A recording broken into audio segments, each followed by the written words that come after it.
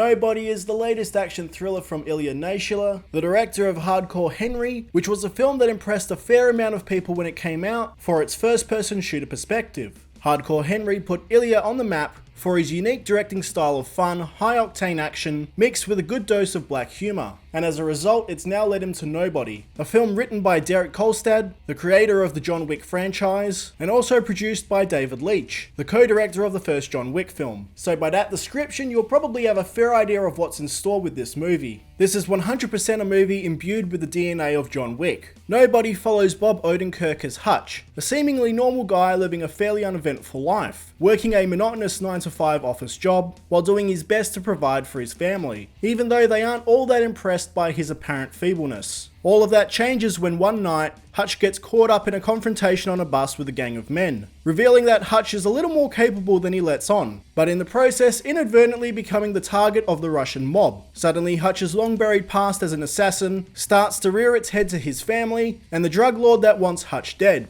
Nobody is a movie of simple pleasures. Very gory pleasures at that, mind you, but when you buy a ticket to see it, you're getting exactly what you're expecting in the best possible way. Nobody is 90 minutes of pure, well choreographed and executed action that remembers to make sure you're having fun at all times. While the plot may seem like an offshoot of the first John Wick, that isn't necessarily a bad thing. Sure, we're getting the same retired assassin getting back into action premise, but the approaches to these two movies are quite different, with Ilya Naishuller utilising Bob Odenkirk's comedic chops from his days on Saturday Night Live and Breaking Bad to great effect, allowing for Nobody to have a more comedic edge than what you'd usually expect from John Wick. Bob Odenkirk does a great job at making us empathise with Hutch as someone well past his prime, now missing the glory days. He wants the family life and wishes to be a better father for his kids, but has that missing part of him that needs the action. Hutch coming to the realisation that he yearns for his more action-heavy days does take a bit of time to get to, as the first act gradually introduces Hutch's life and sets up the various supporting figures, like his father David, played by an excellent Christopher Lloyd, who very nearly steals the movie. Honestly, you are not prepared for how great Christopher Lloyd is in Nobody. But once the action starts up in the movie, it doesn't really stop, keeping everything as fast-paced and exciting as you want. The action in Nobody is pretty violent and can get quite gory, with Hutch kind of scrounging around for what's available, rather than relying purely on guns as John Wick does. The violence is brutal, but it is very over the top, with body parts being blasted away like they're nothing. The fact that most of the action is done practically does the movie wonders in making sure the action feels somewhat grounded and tangible. And because there's a sense of twisted black humour during a lot of the action scenes, a lot of the violence just seems a little more tasteful and fun, unlike the dreary action scene in something like Rambo 5. The main villain Yulian does get the job done. He is your typical Russian mobster who does plenty of violent and despicable things to people, so that we can root for Hutch to do unspeakable but oh so satisfying violent things to Yulian and all of his henchmen, often backed by one of the movie's gloriously over-the-top needle drops. The sound mixing combined with Yulian's thick Russian accent did make it a little hard to understand him at times. Oh, and as a fan of Scanners and Total Recall, it was really fun seeing Michael Ironside pop up in the movie, even if it's only for a couple of scenes. If we do get a Nobody 2, more of Michael Ironside please. Nobody is gloriously fun and over the top. It doesn't necessarily reinvent the wheel, but should whet your appetite for a new action film until the next Mission Impossible or John Wick movie comes out. Nobody aims to be fun, entertaining, and a little silly, but still taking itself seriously enough so that it doesn't seem like a cartoon. If we get more Nobody in the future, or at least more action films with Bob Odenkirk starring, I'll be there day one. Nobody gets an 8 out of 10 from me.